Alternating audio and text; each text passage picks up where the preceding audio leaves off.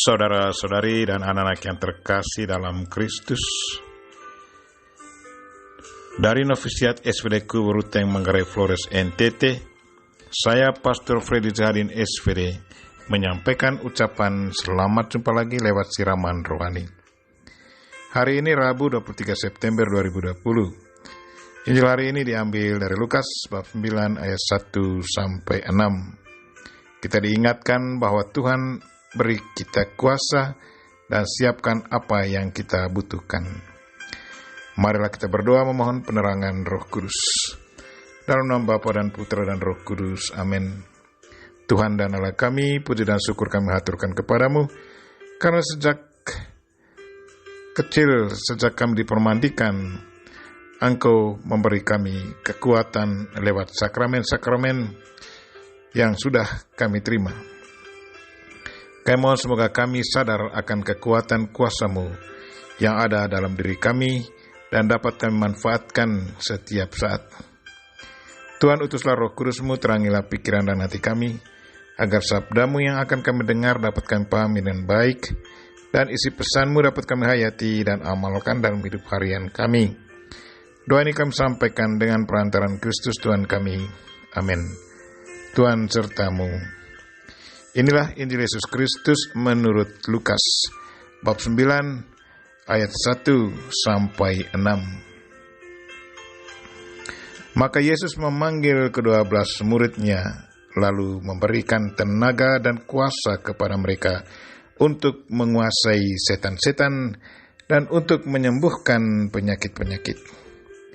Dan Ia mengutus mereka untuk memberitakan kerajaan Allah dan untuk menyembuhkan orang.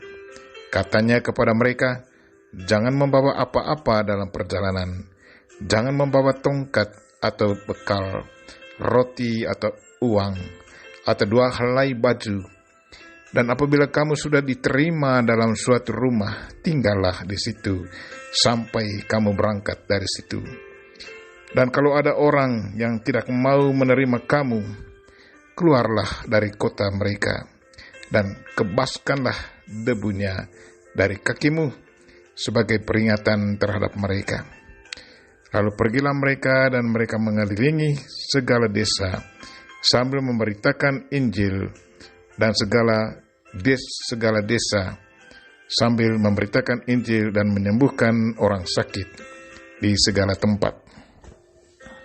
Demikianlah Injil Tuhan. Terpujilah Kristus. Saudara-saudariku yang terkasih dalam Kristus, tema renungan kita hari ini ialah Tuhan beri kita kuasa dan siapkan apa yang kita butuhkan.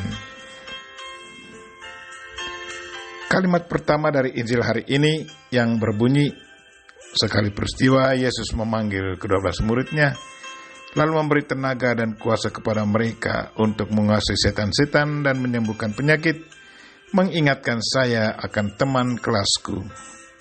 Ia seorang pastor yang mendapat karunia untuk menyembuhkan orang sakit. Saya tanya beliau, sejak kapan teman mulai merasakan bahwa engkau mendapat karunia dan bagaimana ceritanya? Dengan polos, ia menceritakan bagaimana prosesnya. Katanya bahwa karunia itu dirasakannya sejak tahun 1992. Sesudah 2 tahun ditabiskan imam. Pada waktu itu ia mendapat penglihatan dan lewat penglihatan itu ia diminta untuk melayani orang sakit. Dalam penglihatan itu ia juga diingatkan bahwa lewat tabisan imam ia sudah diurapi dan diberi kuasa untuk mengusir setan dan menyembuhkan orang sakit. Sesudah mendapat penglihatan dan peneguhan akan kekuatan sakramen imamat itu, ia berdoa dan berdoa. Ia juga bertanya kepada Tuhan tentang misi baru, yaitu melayani orang sakit, dan bagaimana harus ia jalankan selain tugas utamanya sebagai imam. Katanya kepada Tuhan, Tuhan, bagaimana kalau negatif energi dari orang sakit itu masuk ke dalam diriku, dan saya sakit, bagaimana saya harus melayani orang sakit itu? Dalam permenungan ia mendengar bahwa Tuhan sendiri akan membebaskan dia dari semua kekuatan negatif itu. Saya sendiri saksikan bahwa kadang ia diundang malam-malam melayani orang sakit. Ia juga diundang oleh biara kontemplatif untuk memberkati satu kamar, karena kamar itu sepertinya ada kekuatan negatif di dalamnya. Saya sendiri pernah mendampingi dia mengunjungi orang sakit. Ia sangat sibuk, siang malam dipanggil oleh mereka yang membutuhkannya. Di akhir percakapan kami, ia ingatkan saya, katanya, "Teman, manfaatkan sakramen imamat itu dan tumpangkan tangan yang sudah diurapi itu ke atas mereka yang sakit. Lewat urapan suci waktu tabisan, kita para imam sudah diberi kuasa untuk mengusir setan dan menyembuhkan orang sakit."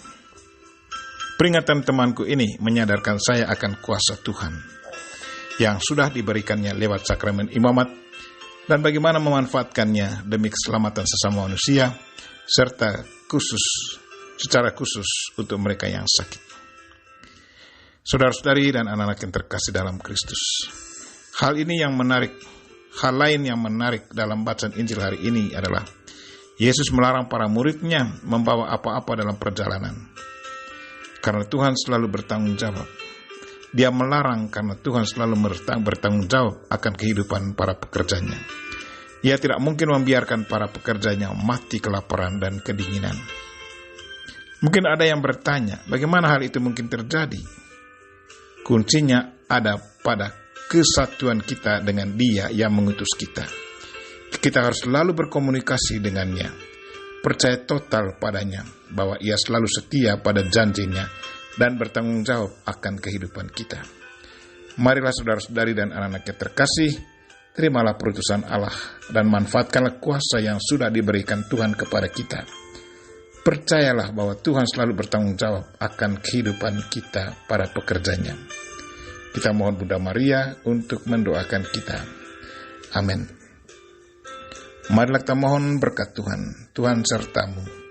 Semoga Allah yang Maha Kuasa dan Maha Kasih melindungi, membimbing, dan memberkati saudara dan orang-orang yang kita doakan pada hari ini, secara khusus saudara-saudari kita yang lagi sakit.